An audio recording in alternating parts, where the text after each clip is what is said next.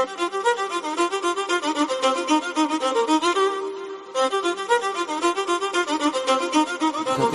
করি সবাই ভালো আছো। আজকে আমাদের বিষয় হচ্ছে সংকট কোণ, অভ্যন্তরীণ পূর্ণ প্রতিফলন এবং তার সঙ্গে সম্পর্কযুক্ত কিছু বিষয়।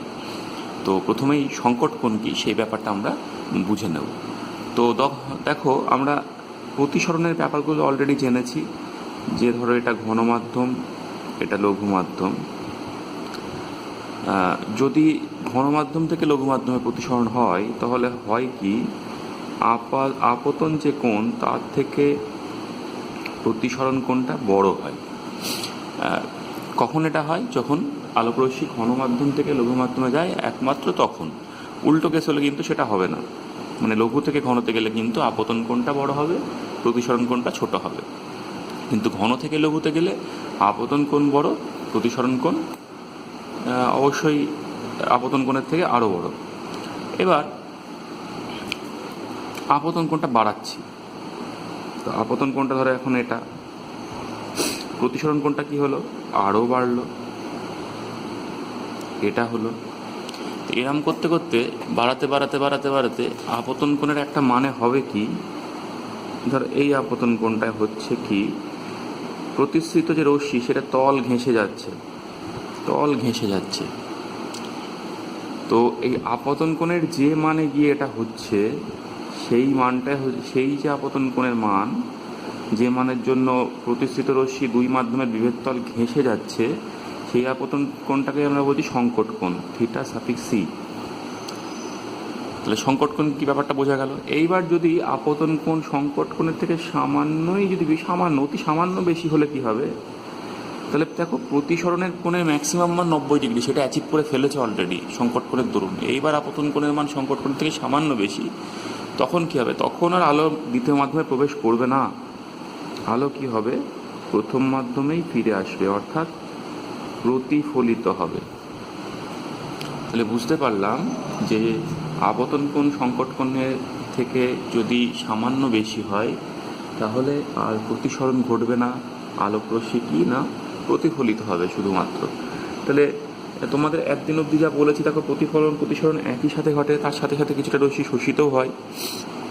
কিন্তু এই স্পেশাল কেস, এখানে কি দেখতে পাচ্ছি, প্রতিসরণ ঘটছেই না, আলোকরশ্মিটা সম্পূর্ণটাই প্রতিফলিত হয়ে যাচ্ছে। হ্যাঁ, শোষণ হয়তো সামান্য হতে পারে, সেটা নিয়ে ভাবছি না, কিন্তু প্রতিসরণ হচ্ছে না। এর আগে কি হলো, সংকট কোণ বা তার কম কোণ হলে কি হচ্ছিল না, কিছুটা প্রতিফলিত হচ্ছিল, কিছুটা প্রতিসৃত হচ্ছিল। যদিও আমরা এখানে শুধু প্রতিসরণ নিয়ে ভাবছি, কিন্তু সংকট কোণের থেকে সামান্য বেশি অ্যাঙ্গেলে যদি রশ্মি এসে পড়ে তাহলে হচ্ছে কি, কোনো প্রতিসরণ ঘটছে না, সবটুকুন রশ্মি কিন্তু প্রতিফলিত হচ্ছে। এবং এই যে ঘটনা, এই যে প্রতিফলন, এটাকে আমরা নাম দিয়েছি অভ্যন্তরীণ পূর্ণ প্রতিফলন। অভ্যন্তরীণ পূর্ণ প্রতিফলন, টোটাল ইন্টারনাল রিফ্লেকশন। তাহলে এই অভ্যন্তরীণ ব্যাপারটা কেন? অভ্যন্তরীণ ব্যাপারটা দেখো, দুটো মাধ্যমের মাঝ থেকে এটা প্রতিফলিত হচ্ছে, সেই জন্য অভ্যন্তরীণ। আর পূর্ণ প্রতিফলন কেন? এখানে সম্পূর্ণ রশ্মিটাই প্রতিফলিত হচ্ছে, কোনো অংশই প্রতিষ্ঠিত হচ্ছে না, তো সেই জন্য পূর্ণ কথাটা ব্যবহার করা হয়েছে। তো এবার চলে আসি সংকট কোণের সঙ্গে মাধ্যমের প্রতিসারাঙ্কের সম্পর্ক। ধরো এই ঘন মাধ্যমটার প্রতিসারাঙ্ক লঘু মাধ্যম সাপেক্ষে মিউ। তাহলে আমরা এই আপতন কোণ যখন সংকট কোণ, মানে সাইন আয়ের বদলে সাইন থিটা সি বাই, তখন প্রতিফলন কোণ, এই প্রতিসরণ কোণটা কত? 90 ডিগ্রি। তাহলে sine theta C by sine 90 degree সমান কি দাঁড়াচ্ছে? 1/μ। মিউ লিখছে না কিন্তু, কারণ ঘন মাধ্যম থেকে আলো এসে লঘু মাধ্যমে গিয়েছে। যদি লঘু মাধ্যমে প্রতিসরাঙ্ক মিউ ধরতাম তাহলে sine theta C by sine 90 degree সমান মিউ লিখে দিতাম। আশা করি বিষয়টা বুঝতে পেরেছ। তাহলে সাইন 90 ডিগ্রি তো 1, তাহলে সাইন থিটা সি সমান কী দাঁড়ালো না 1/μ। এই সমীকরণটা মুখস্থ রাখবে। এটা হলো সংকট কোণের সঙ্গে মাধ্যমের প্রতিসরাঙ্কের সম্পর্ক। কি সেটা? না সাইন থিটা সি সমান 1/μ। যদি তোমরা ওই সাপেক্ষে না ভেবে দুটো মাধ্যমে এ আর বি নিয়ে কাজটা যদি আমরা করি, যে এরকম ব্যাপার, এই সংকট কোণে এসে পড়লো থিটা সি, এখানে বিভেদ তল ঘেঁষে গেল, অ্যাঙ্গেল কত? তাহলে 90 ডিগ্রি। এটা এ মাধ্যম, এটা বি মাধ্যম, আলো এ থেকে বি মাধ্যমে গেল, এ মাধ্যমে প্রতিসরাঙ্ক মিউ সাফিক্স এ, বি মাধ্যমে প্রতিসরাঙ্ক মিউ সাফিক্স বি। তাহলে স্নেলের সূত্র যদি অ্যাপ্লাই করি তাহলে কি বলতে পারবো, দেখো mu A into sine theta C সমান মিউ বি ইন্টু সাইন 90°। তাহলে সেখান থেকে কি পাচ্ছি, সেখান থেকে পাচ্ছি সাইন থিটা সি সমান mu B by mu A. এই মিউ বি বাই মিউ এটাকে তোমরা কি বলতে পারো, এ মিউ বিও বলতে পারো, এ মিউ বি। মানে কি দাঁড়াচ্ছে, বি মাধ্যমের প্রতিসরাঙ্ক এ মাধ্যম সাপেক্ষে। আর যদি এ মাধ্যমের প্রতিসরাঙ্ক নিয়ে কাজ করতে হলে 1/, কি বলতে হবে, বি মিউ এ। তো এটা সেই 1/, বি মিউ এর মতো ফর্মুলাটাই ছিল। যাই হোক, তাহলে দুরকম ফর্মুলায় করে দিলাম, যেটা সুবিধা হয় সেটা ব্যবহার করবে। আমার মতে এইটা মনে রেখে করাই সবচেয়ে বেশি সহজ। স্নেলের সূত্র অ্যাপ্লাই করে ভাবনাটা করা অঙ্কে কাজে লাগবে, তখন এইভাবে অ্যাপ্লাই করে দেবে, সহজ হবে ব্যাপারটা।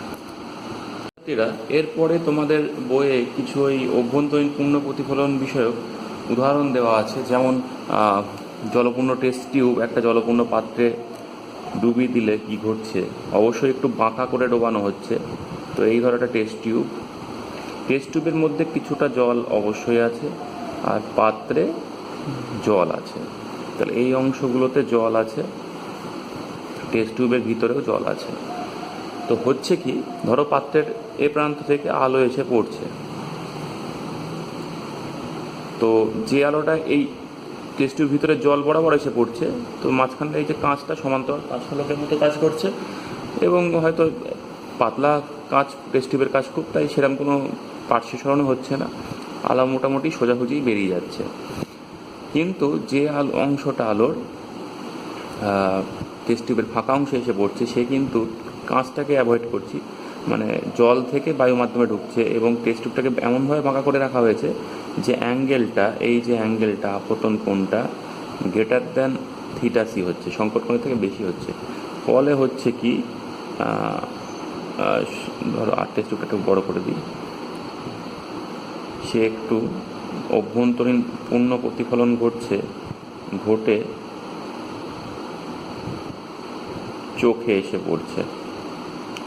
তার মানে এখান থেকে, এই পয়েন্টগুলো থেকে অভ্যন্তরীণ পূর্ণ প্রতিফলন হচ্ছে, এবং আলটিমেটলি চোখে এসে পড়ছে আলো।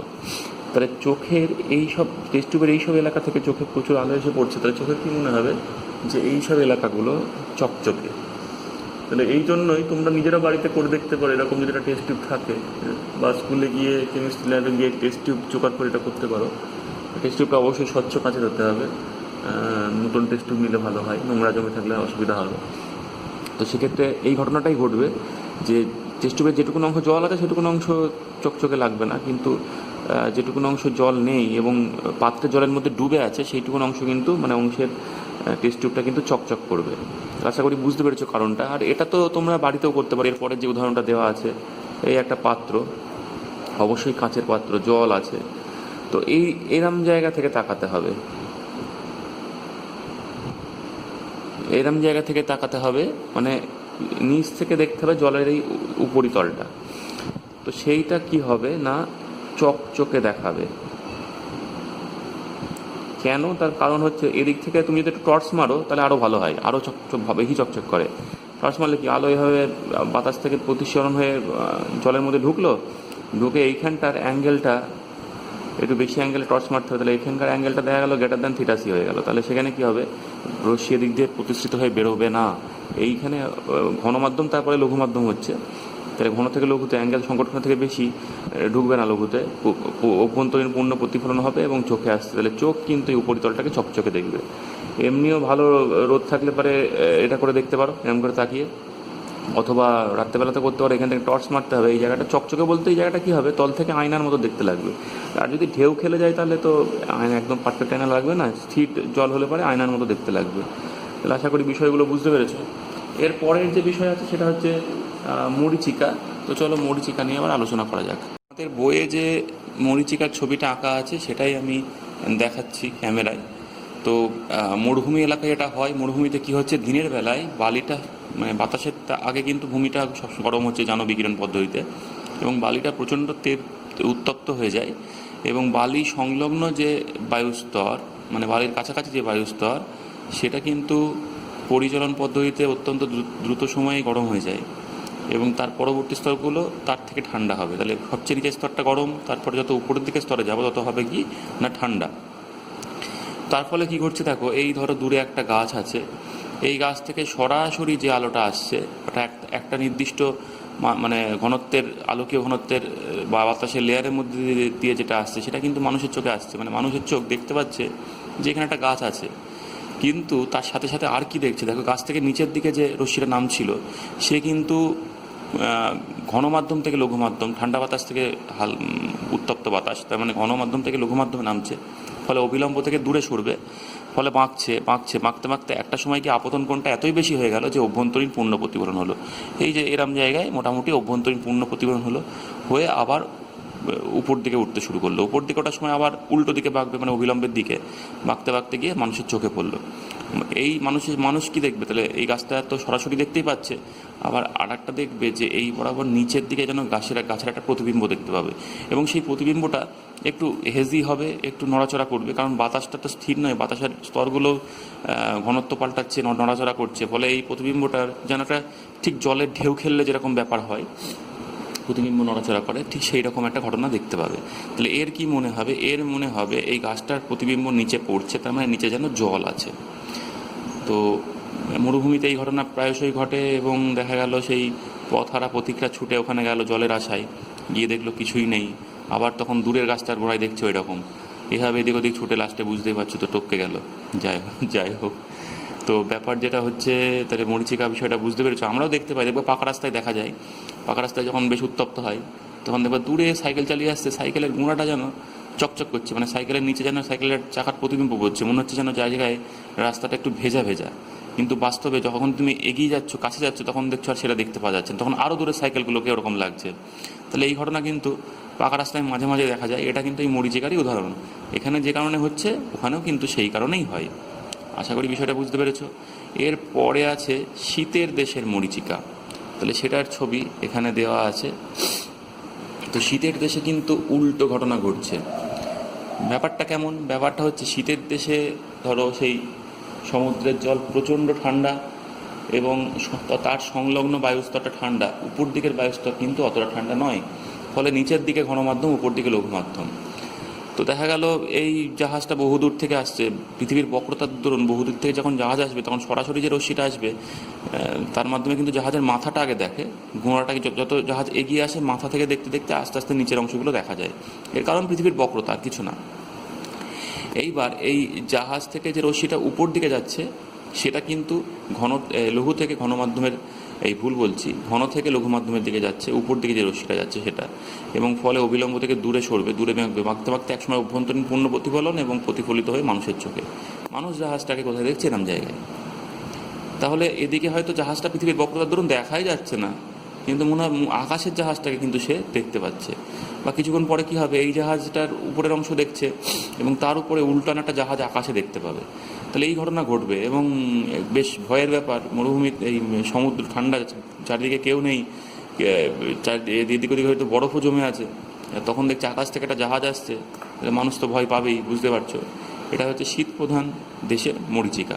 তো এই দু রকমের মরীচিকা নিয়ে তোমাদের বই আলোচনা আছে, আশা করি বিষয়টা তোমরা বুঝতে পেরেছো। ছাত্রছাত্রীরা, পরবর্তী বিষয় হচ্ছে জলের মধ্যস্থিত দর্শকের দৃষ্টি। জলের মধ্যে দর্শক আবার কে হতে পারে? মোটামুটি ধরো তুমি মাছ ধরতে গিয়েছো, জলের ওপর থেকে ছিপ দিয়ে সুন্দর করে টোপটা ফেলেছো, আর জলের ভিতরে সেই বোকা ভাবলা মাছটা আছে, যে ভাবছে তুমি খুবই মহান, বা ওর জন্য একটু খাবার ঝুলি দিয়েছো। তা সে তোমাকে দেখছে খুব সুখী চোখে এবং খুবই ভালোবাসাপূর্ণ দৃষ্টিতে। তো সেই মাছের কথাই ভাবছি, সে ধরো সেই জলের ভিতরের দর্শক যে তোমাকে দেখছে। তা যাই হোক, শুধু তোমাকে নয়, সে জলের ভিতর থেকে বাইরের বিশ্বটাকে দেখছে, এবং বাইরের বিশ্বটাকে সে কেমন দেখবে সেইটা হচ্ছে আমাদের ভাবনার বিষয়। তো ধরো এইটা হলো উপরিতল, আর এইখানে আছে সেই চোখ যে উপরিতলটাকে দেখছে। তো প্রান্তে ধরো এখানে একটা বাড়ি আছে, ডাঙা, জলের পরে ডাঙা। আমি মোটামুটি একই রেখার উপর আঁকছি ভাবনার সুবিধার জন্য। এদিকে ধরো সূর্য উঠছে। তাহলে এই বিষয়গুলোকে সে কেমন দেখবে জলের ভিতর থেকে? তো দেখো, এই যে আলো তল ঘেঁষে আসছে, সেই আলো জলের মধ্যে কত অ্যাঙ্গেলে প্রবেশ করছে, প্রশ্ন হচ্ছে সেটাই। অ্যাঙ্গেলটা কত হবে? অ্যাঙ্গেলটা হবে সংকট কোণ থিটা সি, মোটামুটি 42 থেকে 45, ভুল বলছি, মোটামুটি 49 ডিগ্রি হয় জলের ক্ষেত্রে। তো এই বাড়ি থেকে মানে দিগন্তের অবস্থিত বস্তু থেকে মোটামুটি জলের তল ঘেঁষে আলো আসছে, মানে উল্টো ঘটনা, সংকট কোণে আসলে পরে তল ঘেঁষে বেরোবে লঘু মাধ্যমে, আর এখানে লঘু মাধ্যমে তল ঘেঁষে আসছে, তাহলে ঘন মাধ্যমে ঢুকবে সংকট কোণে, উল্টো ঘটনা করছে। সংকট কোণটা এখানে মোটামুটি 49 ডিগ্রি, তাহলে সেই কোণে ঢুকছে। তো তাহলে এই যে চোখ, সেখানে আলো মোটামুটি কোন জায়গা থেকে আসছে? এরম জায়গায়, মানে আলো কিন্তু সব জলের উপরিতল থেকে সব জায়গা থেকেই ঢুকছে। কত অ্যাঙ্গেলে? 49। তার চোখে কোন জায়গার আলোটা আসছে? এই জায়গা থেকে আলো আসছে। এই অ্যাঙ্গেলটা কত? 49 ডিগ্রি। এদিকেও তাই, কত অ্যাঙ্গেল থেকে আসছে? ওই 49 ডিগ্রি। তাহলে এই সূর্য থেকে যে আলোটা আসছে, সেই পি বিন্দু থেকে সূর্যের যে আলোটা ঢুকলো, সেটা কিন্তু এই 49 ডিগ্রি অ্যাঙ্গেলের চোখে আসলো। এদিকেও বাড়ি থেকেও তাই, কিউ থেকে যেটা আসলো 49 ডিগ্রিতে এসে চোখে ঢুকলো। তো বুঝতেই পারছো, ভেবো না যে এই বরাবর আলো ঢুকছে না, আলো কিন্তু সব জায়গা থেকে ঢুকছে, কিন্তু চোখে কোন জায়গা থেকে আলো আসছে? যেটা এখান থেকে ঢুকেছে সেটা, আর এদিকের ক্ষেত্রে এখান থেকে যেটা ঢুকেছে সেটা। তো চোখ তাহলে সূর্যকে কোথায় দেখবে? একটু পিছনে বাড়ি দাও, মোটামুটি দুটো রশ্মি নিয়ে আঁকলে ভাবনাটা সহজ হতো। এখানে আমরা আঁকা সহজ করার জন্য একটা রশ্মি নিয়ে কাজগুলো করছি, মোটামুটি একটা আন্দাজ দেওয়ার চেষ্টা করছি। তাহলে সূর্য কিন্তু এখানে দেখছে, এই বাড়িটাকে কোথায় দেখছে? বাড়িটাকে কিন্তু এখানে দেখছে। তাহলে আসলে চোখ কি দেখছে? যে এই যে জলের মধ্যে যেন একটা এরকম বৃত্তাকার ছিদ্র আছে, এই ছিদ্রের ভিতর দিয়ে বাইরের বিশ্বটাকে দেখছে। আর জলের এই বাকি অংশ থেকে চোখ কি দেখছে? যে বাকি অংশ দেখছে আশেপাশের প্রতিফলন। ধরো এই একটা মাছ, তাহলে এর প্রতিফলন দেখবে, অ্যাঙ্গেলটা কি? গ্রেটার দ্যান 49 ডিগ্রি, তাহলে অভ্যন্তরীণ পূর্ণ প্রতিফলন হয়ে চোখে দেখবে। তাহলে জলের উপরিতলটা তার কাছে কি? তার কাছে একটা আয়না। কেমন আয়না? একটা ছিদ্রযুক্ত আয়না। জলের উপরিতলটা তার কাছে একটা আয়না। কেমন আয়না? ছিদ্রযুক্ত আয়না। সেই আয়না দিয়ে সে ভিতরের বিষয়বস্তুর প্রতিফলন দেখছে, আর ছিদ্র দিয়ে কি দেখছে? বাইরের বিশ্বটাকে। বাইরের বিশ্ব বলতে জলের উপরিতলের যে বিশ্ব সেটাকে। তাহলে এই গেল ব্যাপার। তো এই আয়নার ব্যাসার্ধ কত হবে? এই আয়নার ছিদ্রের ব্যাসার্ধ কত হবে সেটা আমরা ভাবতে চাই। তো এখান থেকে লম্বটা ড্রপ করলাম আমি, বা এটা শঙ্কুটার, এই যে শঙ্কুটার উচ্চতাও বলতে পারো। তো দেখো, এই অ্যাঙ্গেলটা যদি 49 হয়, তাহলে এই অ্যাঙ্গেলটাও কিন্তু 49 ডিগ্রি হবে। বা ভেবে নিতে পারো এই শঙ্কুর যে শীর্ষকোণ, এটা হবে 2 × 49 বা 2 θc, মানে সংকট কোণের দ্বিগুণ হবে। আর এই অ্যাঙ্গেলটা তো θc বা 49 ডিগ্রি স্পেশাল কেসে। তো এই আরটা আমার জিজ্ঞাসা, চোখটা কত গভীরে আছে? এইচ গভীরে আছে। তা এই যে ত্রিভুজ, আমি একটু লাল শেড করে দিই ত্রিভুজটাই, এই যে ত্রিভুজ, এই ত্রিভুজে এই θc কোণ সাপেক্ষে আরটা হচ্ছে লম্ব আর এইচটা হচ্ছে ভূমি। লম্ব বাই ভূমি নিয়ে ট্যানের ফর্মুলা, তাহলে ট্যান θc সমান লম্ব মানে হচ্ছে আর ভূমি হচ্ছে এইচ। তাহলে ট্যান θc সমান r/h পেয়ে গেলাম। এইবার আমরা এই θc সমান কি হয় সেটা আমরা একটু ভাববো। দেখো, আমরা অলরেডি ফর্মুলা জেনে গেছি। যদি এই জলের প্রতিসারাঙ্ক বাতাসের সাপেক্ষে মিউ হয়, তাহলে আমরা লিখতে পারি সাইন θc সমান 1/μ। তাহলে কস θc সমান কি লিখতে পারবো? √1 - sin স্কোয়ার θc, তাহলে √1 - 1/μ²। তো সেটাকে হিসেব করলে মিউটা বাইরে বেরোচ্ছে, রুটের মধ্যে μ² - 1 থাকছে। তাহলে সাইন θc সমান 1/μ দাঁড়ালো, আর কস θc সমান √μ² - 1/μ দাঁড়ালো। তাহলে এই যে tan θc, sine θc by cos θc-তে ভেঙে নিয়ে মানটা যদি বসাই, তাহলে কি দাঁড়াবে? 1/μ by √μ² - 1/μ is equal to r/h। তো মিউ কেটে গেল, বুঝতেই পারছো। তাহলে আর সমান কি দাঁড়ালো? আর সমান দাঁড়ালো h বাই √μ² - 1। তাহলে এইটা হলো ফর্মুলা। কিসের ফর্মুলা? না, ওই যে ছিদ্র দিয়ে বাইরের বিশ্বটাকে দেখবে তার ব্যাসার্ধের ফর্মুলা। তাহলে ছিদ্রের ব্যাসার্ধ আর সমান কি? h বাই √μ² - 1 মুখস্থ করতে হবে। এইচটা যেখানে কত গভীরে চোখ আছে সেই গভীরতাটা, আর মিউ তো বুঝতেই পারছো ঘনমাধ্যমের প্রতিসারাঙ্ক লঘুমাধ্যম সাপেক্ষে। এরপরে দেখবা হীরের ঔজ্জ্বল্যের কথা বলা আছে। এই যে কোনো দামি পাথর বেশি উজ্জ্বল, তো কারণটা কি? দেখো, এটা হিরে মানে তার মধ্যে অসংখ্য তল থাকে। তো এই ধরো একটা ডায়মন্ড, আমি জাস্ট পাশ থেকে আঁকছি, এরকম হতেও পারে নাও হতে পারে, অনেক রকম তল থাকে। তো ধরো আমি এই তলটা দেখছি, তো হচ্ছে কি, এই বিভিন্ন তল দিয়ে আলো কিন্তু ঢুকছে, ঢুকে ভিতরে ঢোকার পরে আলোটা কিন্তু বাইরে বেরোচ্ছে না সব যে কোনো তল দিয়ে, কেননা এই ধরনের যে পাথর, দামি পাথর, তার প্রতিসারাঙ্কর মানটা বেশি এবং তার ফলে সংকট কোণের মানটা খুব কম। অর্থাৎ কোনো একটা ভিতরে ঢোকার পরে যেই বাইরে বেরোচ্ছে কোনো একটা তল দিয়ে চেষ্টা করছে বাইরে বেরোনোর আলোটা, তখন অ্যাঙ্গেলটা সামান্য একটু বেশি হলে এই সংকট কোণের থেকে বেশি হয়ে যাচ্ছে, ফলে অভ্যন্তরীণ পূর্ণ প্রতিফলন ঘটছে ভিতরে বারবার। এবং দেখা গেল এই তলগুলো দিয়ে যে রশ্মিটা ঢুকেছিল সেটা বেরোলো সব রশ্মি এই তল দিয়ে। তাহলে এই তল দিয়ে আমি এখানে যখন তাকাচ্ছি এই তল দিয়ে কি অনেক বেশি রশ্মি ঢুকছে, বেশি রশ্মি বেরোচ্ছে, তাহলে এই তলটাকে কি চকচকে লাগবে। তাহলে আমার কি ধরো 100টা তল আছে, 100টা তল আছে, তো 100টা তল দিয়ে রশ্মি ঢুকছে, আর আমার চোখের অবস্থান সাপেক্ষে দেখা গেল 3-4টে তল দিয়ে সব রশ্মি বেরোচ্ছে দেখতে পাচ্ছি। তাহলে সেই 3-4টে তলকে আমার চোখ কি অনেকটা বেশি চকচকে দেখবে। তো এই জন্যই এই দামি পাথরগুলো এত চকচকে। দিনের শেষ বিষয় হচ্ছে আলোকবাহী তন্তু বা অপটিক্যাল ফাইবার, যেটা বর্তমান কমিউনিকেশন ব্যবস্থায় মানে ভয়ঙ্কর রকমের ব্যবহার। এবং এই আলোকবাহী ফাইবার যখন আবিষ্কৃত হলো এবং এর সাহায্যে আমরা যখন তথ্য আদান প্রদান শুরু করলাম, তখন একটা বিপ্লব ঘটে গেল। মানে এত বেশি পরিমাণ তথ্য এত সহজে পাঠানো গেল এবং এত দ্রুত পাঠানো গেল যে ভাবা যায় না। মানে আমাদের যোগাযোগ ব্যবস্থার একটা যুগান্তকারী পরিবর্তন ঘটিয়ে দিয়েছে কিন্তু এই অপটিক্যাল ফাইবার। তো আজকে খুব সংক্ষিপ্ত ব্যাপার যে আলোচনা করব, যে এর মধ্যে দিয়ে আলো এক জায়গা থেকে অন্য জায়গায় কী করে যায়। দেখো, অপটিক্যাল ফাইবার তোমরা মেলাতে পেয়েছো, মেলাতে একটা ফুলদানি টাইপের জিনিস বিক্রি হয়। অনেকটা আমি ছবি আঁকার চেষ্টা করছি, এরকম ধরো একটা পাত্র, অবশ্যই কারেন্টের সঙ্গে যোগ করতে হয়, কিছু না, ভিতরে একটা বাল্ব থাকে, ফিলামেন্টের বাল্ব থাকে বা এলইডি বাল্ব যাই হোক না কেন, এর মুখ দিয়ে অসংখ্য এরকম সরু সরু সুতোর, প্লাস্টিকের সুতোর মতো জিনিস এরকম বেরিয়ে থাকে। আর এইগুলোর মাথাটা যেন গ্লো করে, মানে তারা জ্বলার মতো করে জ্বলে এই মাথাটা। কেন? তা আসলে এই সুতো, প্লাস্টিকের যে সুতোর মতো জিনিসগুলো, এগুলো সব প্রত্যেকটাই কিন্তু একটা অপটিক্যাল ফাইবার। তো অপটিক্যাল ফাইবারে কী থাকে? অপটিক্যাল ফাইবার দুটো আলাদা প্রতিসরাঙ্কের প্লাস্টিক দিয়ে তৈরি। তো ভিতরে একটা মাধ্যম আর তার চারপাশ দিয়ে আর একটা মাধ্যম, মানে সেই ঠিক যেন সেই ভিতরে একটা চোঙ আর তার চারপাশ দিয়ে আর একটা চোঙ। তো ভিতরের মাধ্যমটাকে বলে কোর আর বাইরের মাধ্যমটাকে বলে ক্ল্যাডিং। কোর আর ক্ল্যাডিং। তো কোরের প্রতিসারাঙ্ক বেশি, ক্ল্যাডিংয়ের কম। তাহলে ক্ল্যাডিংটা লঘু মাধ্যম, কোরটা ঘন মাধ্যম। তাহলে আমি যদি এই প্রান্ত থেকে একটা রশ্মি ঢুকিয়ে দিতে পারি কোরের মধ্যে, অ্যাঙ্গেলটা যদি আমি এই অ্যাঙ্গেলটা θc রাখি, তাহলে কি হবে? এখান দিয়ে ক্ল্যাডিংয়ে যাবে না, ঘন থেকে লঘুতে যাওয়ার সময় অভ্যন্তরীণ পূর্ণ প্রতিফলন হয়ে যাবে এবং কোরেই থেকে যাবে।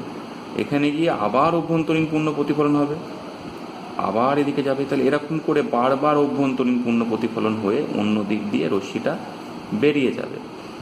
এমনকি এই সুতোটাকে এরকম বাঁকিয়ে দিলেও এই ঘটনাই কিন্তু ঘটতে থাকবে। মানে আলো ঢুকিয়ে দিলে বারবার অভ্যন্তরীণ পূর্ণ প্রতিফলন, ঠিক যেন সেই স্পিকিং টিউবের মতো, যেটা শব্দের ক্ষেত্রে তোমরা পড়েছো, বলবো 11-এ পড়েছো, হ্যাঁ। তো ঠিক সেই রকম ব্যাপার, বারবার অভ্যন্তরীণ পূর্ণ প্রতিফলন হয়ে দ্বিতীয় প্রান্ত দিয়ে বেরিয়ে যাচ্ছে। ফলে এটাকে ওয়েভ গাইডও বলা হয়, যেন তরঙ্গটাকে গাইড করছে কোন দিকে তরঙ্গকে যেতে হবে সেই দিকটাতে। তো এই যে এর মধ্যে দিয়ে আলো যাচ্ছে, এই আলোর মাধ্যমে কিন্তু তথ্য পাঠানো হয়, ফলে তথ্য কিন্তু এর মধ্যে দিয়ে আলোর বেগে ছোটে এবং প্রচুর পরিমাণে তথ্য পাঠানো সম্ভব, যেটা সাধারণ তামার তার দিয়ে এসি তড়িৎ প্রবাহ পাঠিয়ে যেটা সম্ভব ছিল না, এখানে কিন্তু সেটা সম্ভব। আর এই যে আলো সাধারণত ইনফ্রারেড ব্যবহার করা হয় আলো হিসেবে, তো এটা ইনফ্রারেড লেজার ব্যবহার করা হয় উৎপাদন করতে। এমন কিছু তো শক্তি প্রয়োজন হয় না, কিন্তু এমনি তামার তারে ধরো এখান থেকে একটা ইনফরমেশন কলকাতায় পাঠাবো, যা শক্তি ব্যয় হবে, তামার তারের রোধ থাকবে, তামার তারের মূল্য অনেক বেশি, অপটিক্যাল ফাইবারের মূল্য অনেক কম, প্লাস্টিক দিয়ে তৈরি, ওটা তামা দিয়ে তৈরি। ওখানে শর্ট সার্কিট হতে পারে, ওখানে তথ্য চুরি যাওয়ার ভয় আছে, কিন্তু এখানে সহজে চুরি যাবে না। চুরি যাওয়ার ভয় নেই তা নয়, কিন্তু সহজে যাবে না, শর্ট সার্কিটের কোনো ব্যাপারই নেই। ওখানে দেখা গেল যে জুল হিটিং আছে, সেটাকে কমানোর জন্য অনেক মোটা তার ব্যবহার করতে হচ্ছে, খরচ আরও বেড়ে যাচ্ছে। এখানে এরকম কোনো হিটিংয়ের ব্যাপার নেই। এবং তথ্যের মধ্যে কোনো নয়েজ বলতে বলছি যে একটা অন্য রকমের তথ্য, যেটা তথ্যটাকে নষ্ট করে দেবে, মানে অন্য রকমের তড়িৎচুম্বকী তরঙ্গ যেটা পরিবেশ থেকে এসে মেশে, সেরকম কিছু মিশে যাওয়ার সম্ভাবনা এক্ষেত্রে অনেক কম। তো এই সব কারণে বর্তমানে কিন্তু তথ্য পাঠানোর জন্য আর ওই তামার তার বা পরিবাহী তার ব্যবহার করা হয় না, এবং তার মধ্যে দিয়ে এসি প্রবাহের মাধ্যমে তথ্য পাঠানো হয় না, বরঞ্চ এই অপটিক্যাল ফাইবার ব্যবহার করা হয় এবং আলোক তরঙ্গের মাধ্যমে তথ্য পাঠানো হয়। তো আমাদের এই যে কোনো এইসব যে আমাদের যে এই পৃথিবীর যে বিভিন্ন দেশ, এরা কিন্তু পরস্পরের সঙ্গে, দেশ না বলে মহাদেশগুলো যেমন সমুদ্র দিয়ে বেশিরভাগই পৃথক হয়ে আছে, তো এদের মধ্যে কিন্তু সমুদ্রের তল দিয়ে এরকম অপটিক্যাল ফাইবার পাতা আছে এবং তার মাধ্যমে এরা যুক্ত। এই অপটিক্যাল ফাইবার মাধ্যমে কিন্তু তথ্য আদান প্রদান হয়। অনেক সময় দেখবা পেপারে খবর বেরোয় যে অপটিক্যাল ফাইবার অমুক জায়গায় কেটে গেছে, তার ফলে ইন্টারনেট ব্যবস্থা সেই দিনের জন্য বন্ধ হয়ে গেছে, এরকম ঘটনা কিন্তু ঘটে। তো এই অপটিক্যাল ফাইবার কিন্তু সমুদ্রের তল দিয়ে পাতা আছে। দেখা গেল দেখতে এমন কিছু মোটা নয়, হয়তো এই পেনের রিফিলটার মতো দেখতে, হয়তো গোটা দশেক ফাইবার, এবং তার চারিদিকে কোটিং, বিভিন্ন রকম কুপরিবাহী এবং শক্ত কোটিং, যাতে সে টেকসই হয়। কোটিং দিয়ে দিয়ে জিনিসটা ফাইবারটা অনেক মোটা হয়ে যায় এবং সেগুলো পাতা থাকে সমুদ্রের তলায়। এমনকি দেখবা এই 4G ব্যবস্থা আসার আগে দেখবা ওই মাটির তল দিয়ে রাস্তার পাশ বরাবর দেখবা সব একটা তার পুঁতে দিয়ে গেছিলো, ওই তারটার ভিতরে কিছুই নাই, এই অপটিক্যাল ফাইবার আছে, ওটা কিন্তু আমার তার নয়। দেখবা মাঝে মাঝে ছোট ছোট থাম পোতা আছে রাস্তার পাশে, যেখানে OFC লেখা থাকে। OFC মানে অপটিক্যাল ফাইবার কাপলিং, মানে দুটো ফাইবারের মুখ ওখানে জোড়া দেওয়া আছে। পরে যদি প্রয়োজন হয়, ফাইবার নষ্ট হয়ে যায় কিছু অংশ, তাহলে সেটাকে তুলে আবার রিপ্লেস করার জন্য কোথা থেকে করতে হবে, তার জন্য ওই থামগুলো পোতা আছে। রাস্তার পাশে খেয়াল করলেই দেখতে পাবা OFC লেখা থাকে, ছোট ছোট থাম পোতা থাকে। তো যাই হোক, এই অপটিক্যাল ফাইবার পড়বা, সুবিধা অসুবিধা জানতে হবে, আর মোটামুটি সব বিষয় বলে দিলাম এক্ষেত্রে। তো এক দূরই পড়া থাক, পরের ভিডিওতে আবার দেখা হবে, ভালো থেকো।